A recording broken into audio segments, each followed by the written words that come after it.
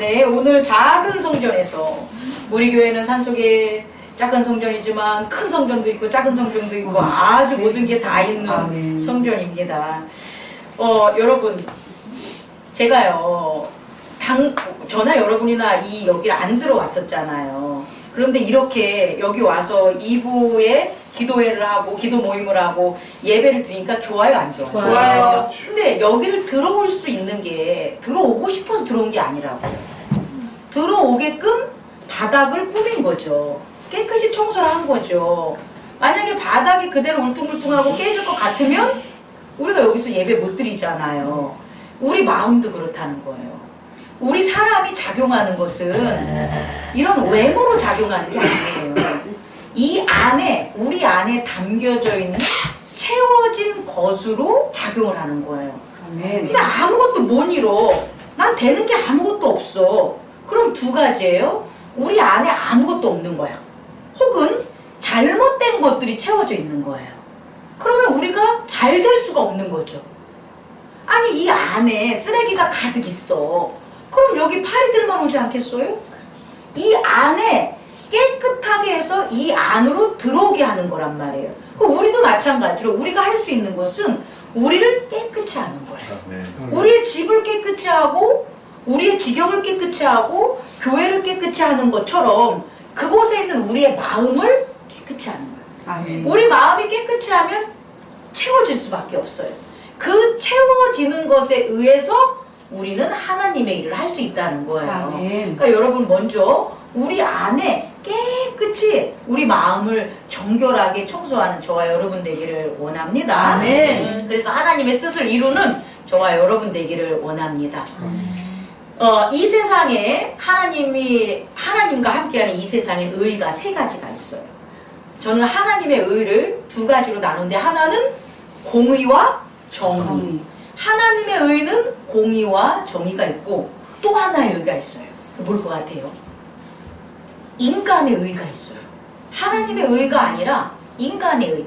그러니까 창조주의 의는 공의와 정의고 피조물의 의가 있다고요. 그 의가 뭐 같아요? 따라해보세요. 자의. 자의. 이 자의는 스스로 만든 의로움.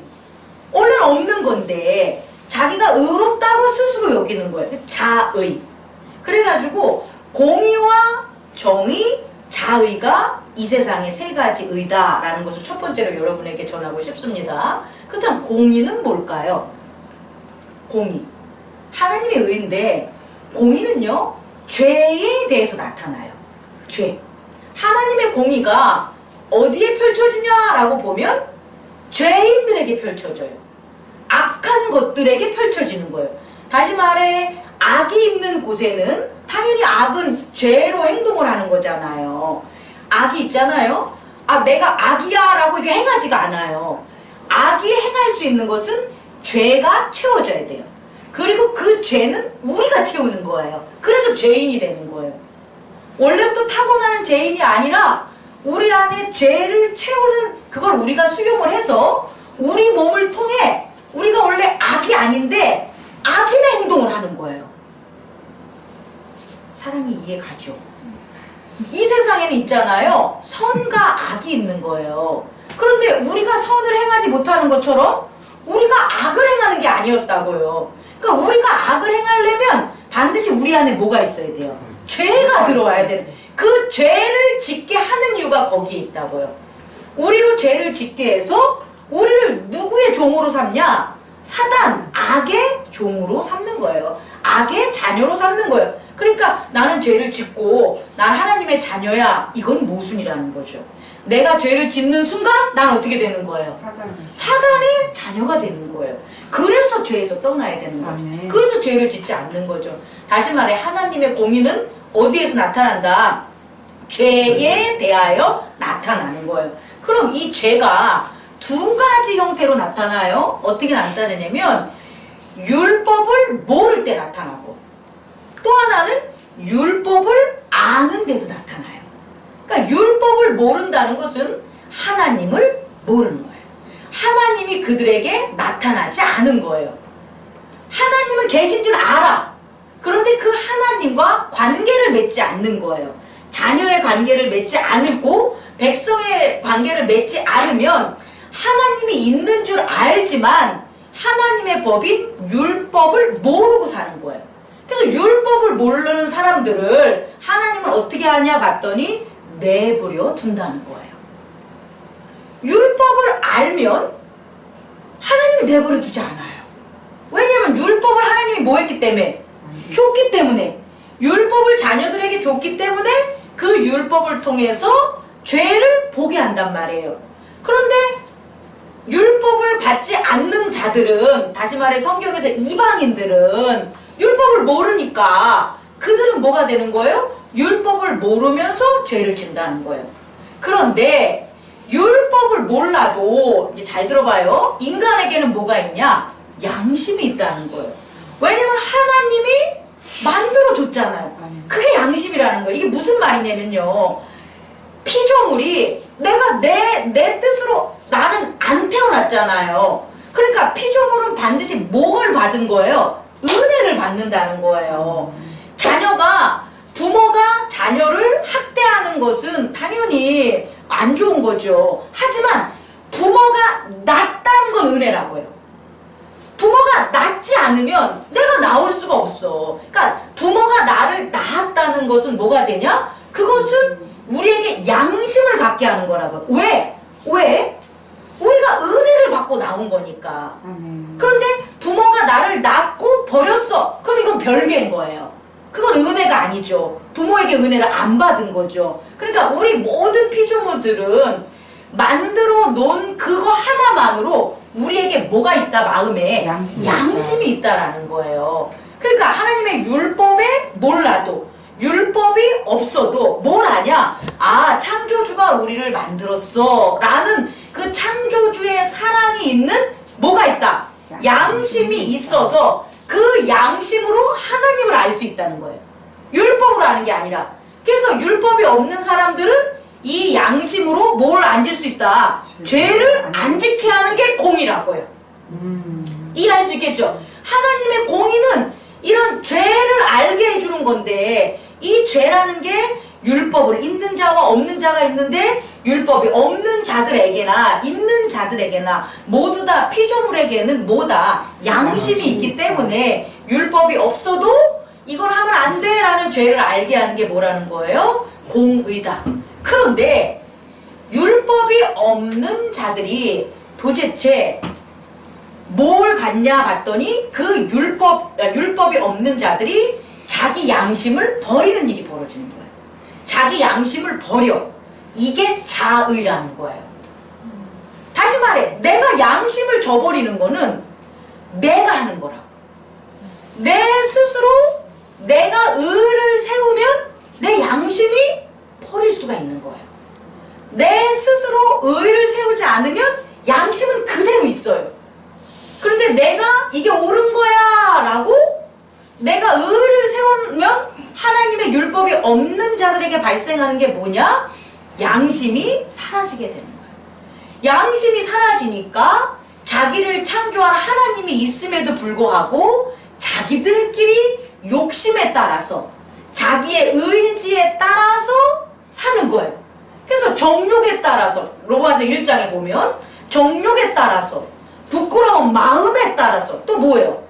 상실된 마음에 따라서 행위를 하는 거라고요. 그럼 이랬을 때 하나님은 어떻게 하겠어요? 율법이 없잖아. 이 사람은 율법이 없는데 양심으로 하나님을 알게 했는데 그 양심마저 뭐 했으니까?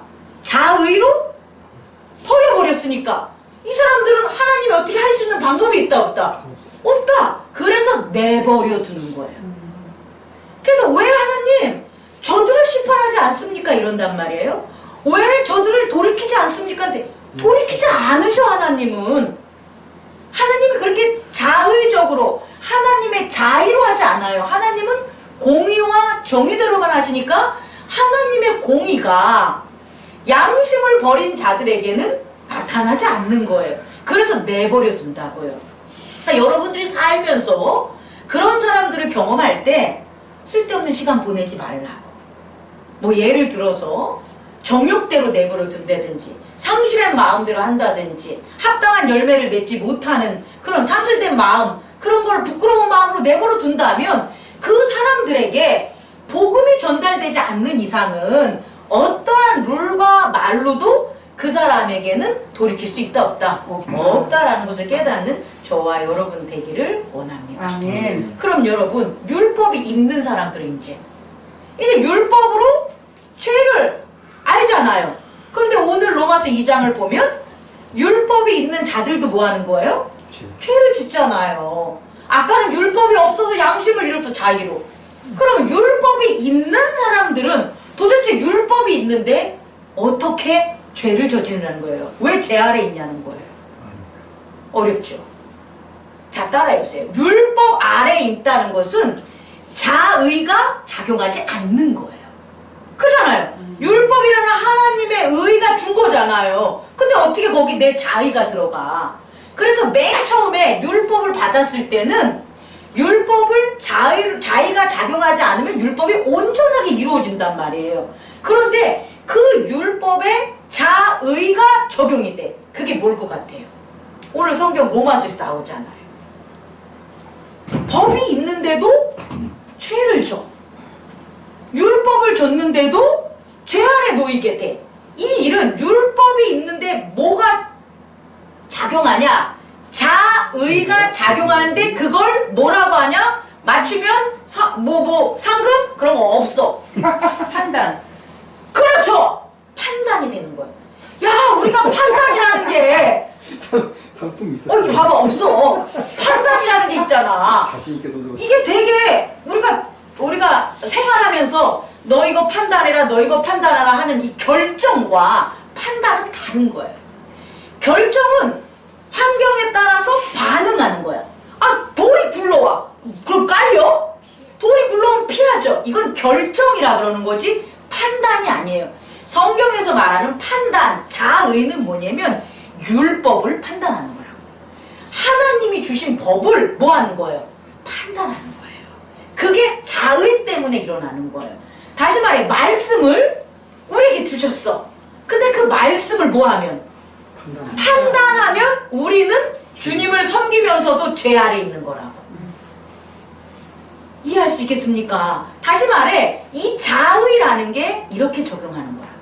자의라는 게 율법이 없는 사람들에게는 양심을 없애버리는 거고, 율법이 있는 사람들에게 뭐 한다? 율법을 판단하게 해서 율법 위에 있는 것. 다시 말해, 하나님의 자리에 있게 함으로 죄인이 되게 하는 것을 깨닫는 저와 여러분들 되기를 원합니다. 아멘. 이게 공의의 원리예요. 그럼 여러분에게 얘기할게요. 그럼 내가 공의 아래 있어. 그럼 우린 뭘 해야 되는 거예요? 첫째는 양심이 살아나야 되겠죠. 아멘. 그렇지 않겠습니까? 물론 아니 하나님을 모르고 율법도 없는 사람도 양심대로 하는데, 양심대로 해가지고 노인들이 막 리어커 끌고 가면은 그 뒤에서 밀어주려고 하는데, 하다못해 하나님의 은혜를 받았던 사람이 그 노인이 그렇게 가는데 리어커를 안 밀어주면 그게 어떻게 하나님을 믿는 사람이냐고요. 양심이 없는 거죠.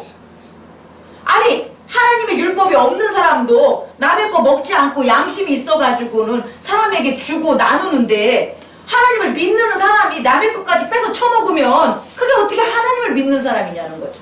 아니죠. 이해할 수 있겠죠? 우리가 하나님의 공의 아래 있다면 뭐가 있어야 된다? 첫째, 양심이 있어야 된다. 또 하나는 뭐가 없어야 된다? 판단이 없어야 된다라는 거예요. 판단이 없어야 된다. 교회 안에 와서 봐봐요. 목사님이 여기에 음식물을 가지고 오지 말라 그랬어. 가지고 와. 안 가지고 와. 이걸 해도 돼. 이해 가죠? 근데 판단하면 안 된다고. 목사님이 음식물을 가지고 오라고 한 건 저거는 못돼 처먹은 거야. 이기적인 거야. 이러면 판단이 된다고요. 이게 자의가 한다는 거죠. 내 자의가 음식물을 가지고 들어오냐 안 가지고 오냐가 아니라 그것을 판단하는 게 자의라고요. 그럼 우리는 죄를 안 지려면 판단만 안 하면 된다고. 이해하죠? 우리는 죄를 안 졌습니다. 우리 장로님이 컵을 가지고 와도 난 장로님을 판단하지 않았습니다. 내 자의가 적용한 게 아니라는 거예요. 네, 갖고 들어갔다고 했습니다. 네네. 그래서 우리는 뭐 해야 되냐면 양심은 살아있어야 되고 뭔 없어야 된다? 판단이 없으면 공의로운 거라. 아멘. 옆 사람 이제 보십시오. 여러분 여러분. 당신 앞 사람 이름 대고 여러분 네, 우리가 하나님의 공의 안에서 양심은 있고 판단은 없앱시다. 아멘. 그러면 어떤 일이 벌어지냐? 하나님의 진노와 심판이 우리에게 임하지 않는 거예요. 아멘. 그런데 양심도 잃었어. 판단도 해. 그럼 그 사람에게는 반드시 뭐가 있다? 심판과 진노가 있는 거예요. 지금 없어도 마지막 심판 때까지 뭐 한다? 쌓인다는 거예요. 꼭 깨닫기 바래요. 신앙인이면서 양심도 없고 판단하고 살아가면 겉으로는 아무 일도 안 벌어지는 것 같지만 하나님이 부활하는 그때 생명과 사망에 부활할 때 우리의 하나님의 심판과 진로가 어떻게 돼 있다? 쌓여져 있다라는 것만 깨닫는 저와 여러분 되기를 원합니다. 하나님의 마지막 의는 뭐라고요? 두 번째는 정의. 하나님의 정의는요, 죄에 대해서 작용하지 않아요. 하나님의 정의는 의에 대해서 이루어지는 거야. 아멘. 이게 뭐냐면 똑같은 정의인데 이 죄가 아니라 의는 뭐냐면 상급. 다시 말해 옳은 일. 하나님의 정의는 옳은 것만 나타나는데 그건 뭐냐 보면요. 아까 공의가 죄잖아요. 그죠? 그러면 하나님의 정의는 어떻게 되는 거예요? 어떻게 해서든지 죄가 없어지는 거예요. 근데 그 죄가 없애려고 없애는 게 아니라 의를 행하면 없어지는 거예요. 아멘. 아, 이걸 어떻게 설명할까? 되게 어려운 건데 하나님의 의는요, 죄랑은 상관없어요. 하나님의 의는 이거를 자기 희생이라는 예수 그리스도가 하나님의 은 거예요. 아멘. 그러니까 하나님의 의가 뭐냐라고 보면은 옳은 거예요, 맞은 거예요, 이건 이런 거예요가 아니라 하나님의 의는 그냥 예수 그리스도. 하나님의 의가 나타냈어. 누구를 통해서? 예수 그리스도. 그럼 하나님의 정의는 누구만 통해서 나온다? 예수 그리스도. 하나님 대신 예수 그리스도가 의인 거예요. 그래서 하나님의 그 의, 예수 그리스도 안에는 뭐가 있냐 봤더니 자비와 긍휼이 있다라는 거예요.